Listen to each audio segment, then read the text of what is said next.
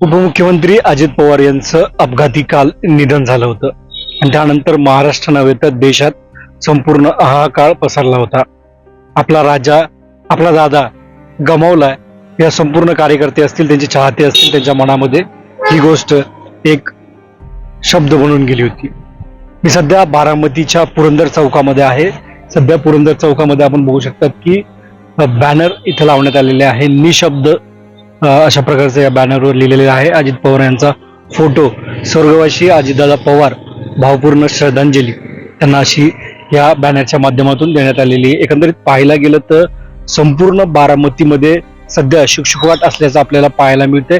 संपूर्ण बारामती शहर जे सकाळी 6 वाजता अजित पवार ज्या पद्धतीनं काम करायचे त्यालाच फॉलो करत कार्यकर्ते असतील किंवा बारामतीकर असतील, हे 6 वाजता आपलं दुकानचं शटर उघडायचे, मात्र आज ते उघडताना आपल्याला पाहायला मिळत नाहीये. सध्या संपूर्ण बारामती शहरामधले जे दुकानं असतील ते दुकानं सध्या इथं संपूर्णपणे बंद असल्याचं आपल्याला चित्र पाहायला मिळते.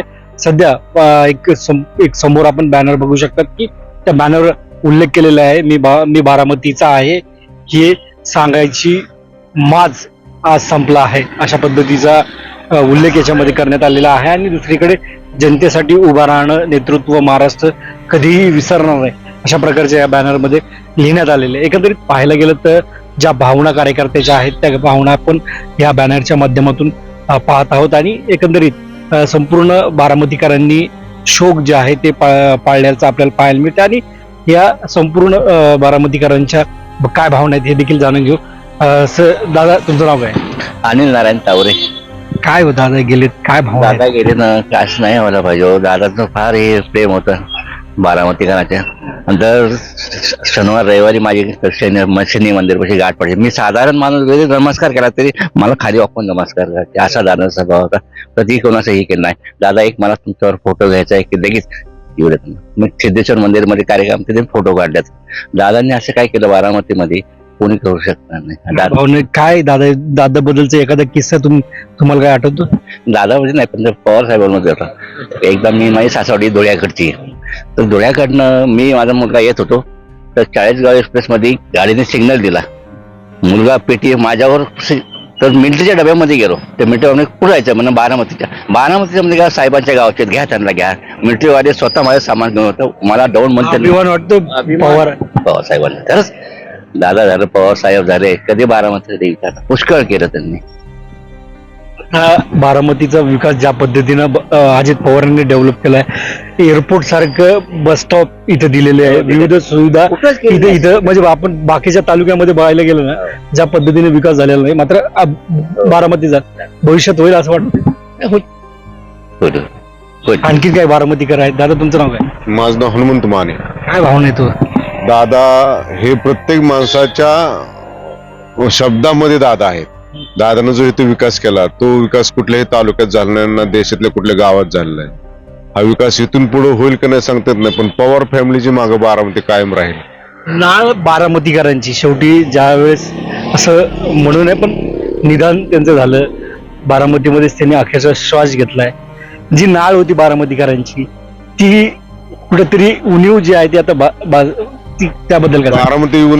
बारामतीला दादाची उणीव कायम जाणणार. इथून पुढे कोण ना कोण नेता होणार, काम करणार, पण दादा ज्या पद्धतीनं बारामतीसाठी बारामतीकर म्हणून जे काम करायचे ते कामाला थोडं ब्रेक होईल किंवा त्या कामाला थोडा विसर पडेल. पण दादा जे आहे, दादा ज्या पद्धतीनं काम करायचे बारामतीकर म्हणून जे बाहेरच्या देशात, राज्यात, इतर ठिकाणी फिरताना जे काम करायचे, ती काम करण्याची पद्धत आता थोडी ब्रेक बसेल त्या कामाला. दादांना भेटला होता मी दादांना, माझं आता वय आहे 58, दादांना आतापर्यंत मी 30 ते 40 वेळा भेटलो. काय त्यांच्या सोबतचा एखादा किस्सा काही?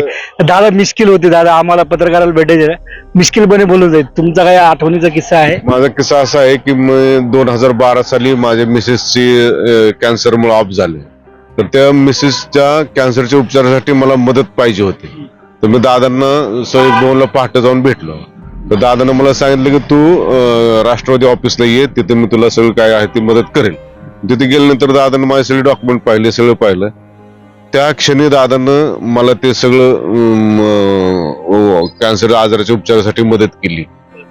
जे काही फंड्स होते डायरेक्ट ते दवाखान्याच्या नावावर फंड्स गेले आणि असा कार्यकर्ता जो डायरेक्ट थेट कार्यकर्ताच म्हणतात लीडर होता, लीडर आता भविष्यात ती उणीव जी आहे ती आता पोरकी झाली असं नाही वाटत? हा, दादांनंतर जी उणीव आहे ती उणीव दादांसारखी उणीव होणार नाही बारामती परत. दादासारखा नेता होणार नाही, असं उणीव भरून येणार. तुमचं नाव गणेश गालिंदे. काय? ज्या पद्धतीनं आता काही पॉलिटिकल स्टेटमेंट येत आहेत, राजकीय स्टेटमेंट येत आहेत, ममता बॅनर्जी म्हणते की घातपात झालेला आहे, काही आणखी राजकीय नेते म्हणतात की संजय राऊत म्हणाले की प्रत्येक वेळेस भारतीय जनता पार्टीच्या नेत्यांचा होत नाही, जे धडाडीचा नेता आहे जो विरोधात बोलतो त्यांचाच असा काहीतरी अपघात होतोय. त्यांनी असे प्रश्न खोटं हे सगळं राजकारण सगळं चाललंय, अपघातच आहे. हा. पण काय आहे बरं, बारामती मधला जो विकास ज्या पद्धतीनं अजित पवारांनी केला होता, भविष्यामध्ये ज्या सुखसुविधा असतील, तुम्ही जे म्हणणं जनता दरबाराच्या माध्यमातून त्यांच्याकडे मांडायचं ते आता पूर्ण होईल ना. आता साहेब निर्णय घेतील ना, घरात बसून साहेब नवीन नेत्याची निवड करून परत हे करतील सगळं. मला वाटतं एकत्र होईल, दोन्ही पक्ष एकत्र होतील असं? हा, दोन्ही पक्ष एकत्र होतात, एकत्रच आहे. एकत्रच होतात. आणि साहेब तुमचं म्हणणं काय? प्रफुल्ल महादेव रणदिवे दोन मिळवले 10 हे होतं आमचं आशीर्वाद. पवार साहेब पण ही ना आमचे गुरु आहे सगळी. आम्ही राष्ट्रवादी आहे स्वतः. ज्या पद्धतीने आपण कार्यकर्त्यांच्या भावना बघतोय, पोरकं झालं तरी बारामतीचा विकास, बारामतीचा जो डेव्हलपमेंट आहे ते अजित पवार विना राहिला संमत जे आहे ते इथल्या कार्यकर्त्यांचं त्यांनी आपल्याशी बोलताना व्यक्त केलेलं आहे. कॅमेरामॅन कल्पेश मोरेसह सुमित साळवे, LS मराठी, बारामती.